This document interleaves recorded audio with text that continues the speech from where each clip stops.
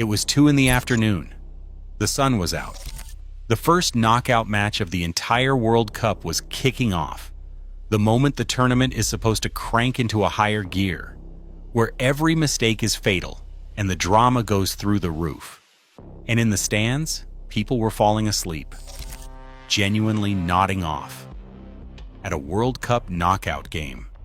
Because what they were watching was, for about 92 minutes, one of the most mind-numbingly boring games of football this tournament has produced. Welcome to Canada versus South Africa, a match that was historic, heartwarming, and a complete snooze fest all at once. And buried inside that contradiction is a real problem for FIFA, one entirely of their own making. So let's break down the disaster and why it should have everyone in FIFA's offices a little bit nervous. First, let's be fair, because both of these teams earned a genuinely beautiful moment. For Canada and South Africa, just being here was history. Canada, before this tournament, had played 6 World Cup games across their entire existence and lost all 6. Never even scored a goal. South Africa had never once made it past the group stage. So for both of these nations, simply walking out for a World Cup knockout match was the greatest moment in their footballing history. That part is wonderful. That's exactly the kind of fairy tale this channel loves.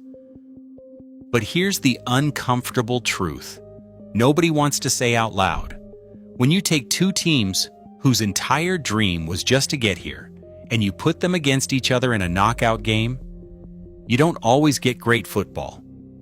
You get 2 sides terrified of losing, parking the bus, clinging on for dear life, praying it goes to penalties.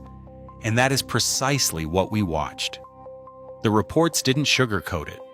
A sloppy, sleepy affair, scrappy, low on quality, with South Africa essentially defending for their lives the entire match, and Canada huffing and puffing without breaking through.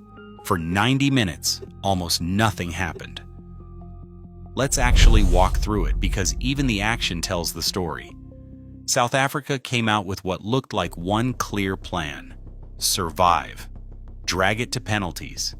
They sat deep, soaked up pressure, and leaned on a backline that, to their credit, defended heroically. Mbokazi made a goal line clearance to deny Jonathan David an open net, and goalkeeper Ronwen Williams pulled off save after save. Canada pressed and pressed, but created very little of real quality. There was a huge penalty shout when Richie Laryea went down in the box.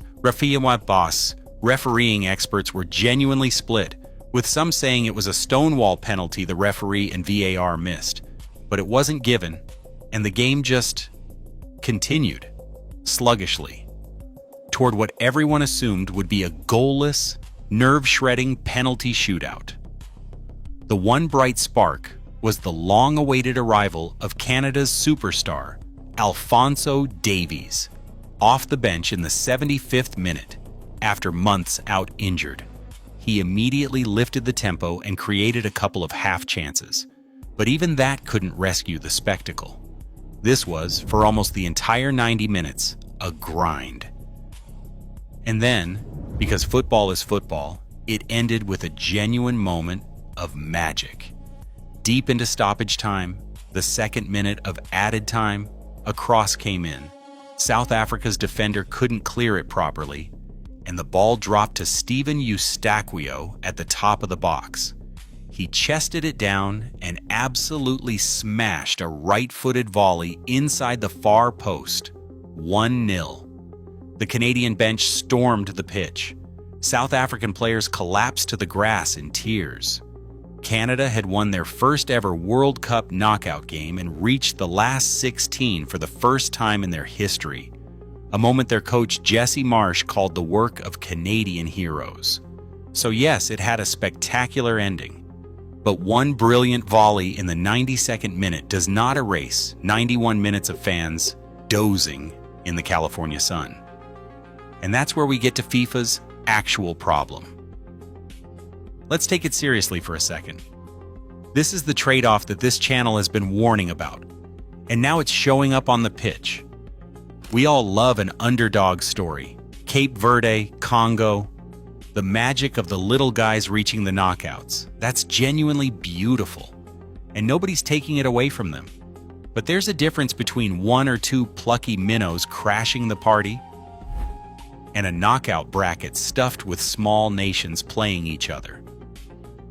Because when two teams who are simply happy to be there meet in an elimination game, the football you get is often cautious, fearful, and frankly, dull.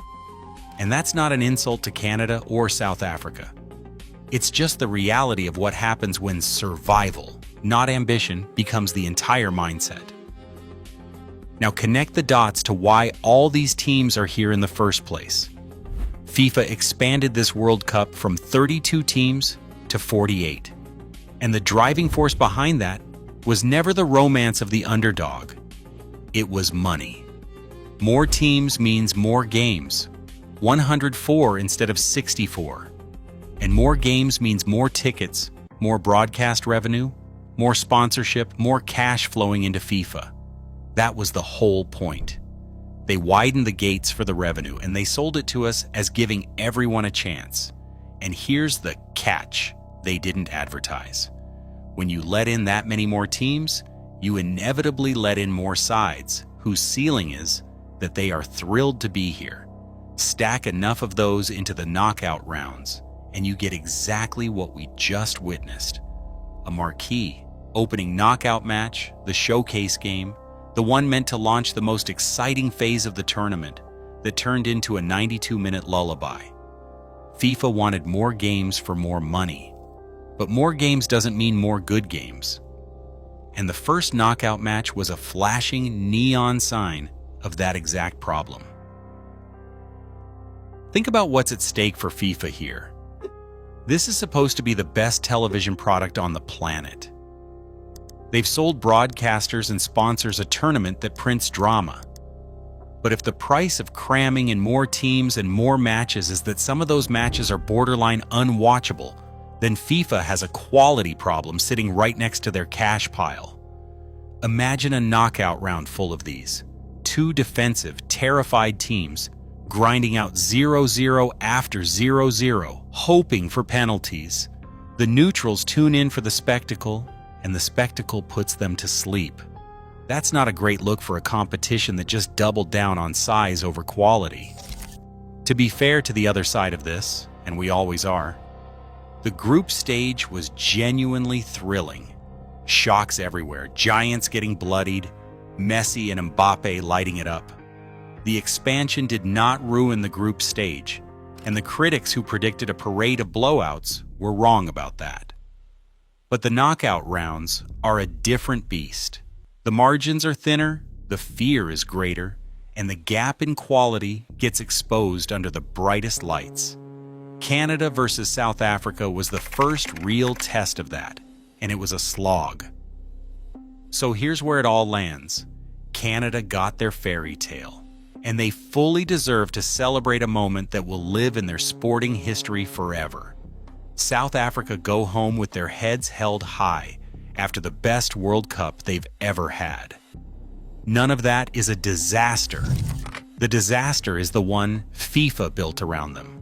A tournament so swollen with teams, in pursuit of so much money, that its very first knockout match, the appetizer for the whole exciting back half of the World Cup, was a snooze fest that had fans asleep before dinner. The underdog magic is real, but so is the bill that comes with it. And FIFA just got the first invoice. Was this just one bad game? Or is the bloated 48-team format about to give us a knockout round full of snoozers? Drop your take below and stick around, because if the matches get any slower, we'll need to talk about it again real soon.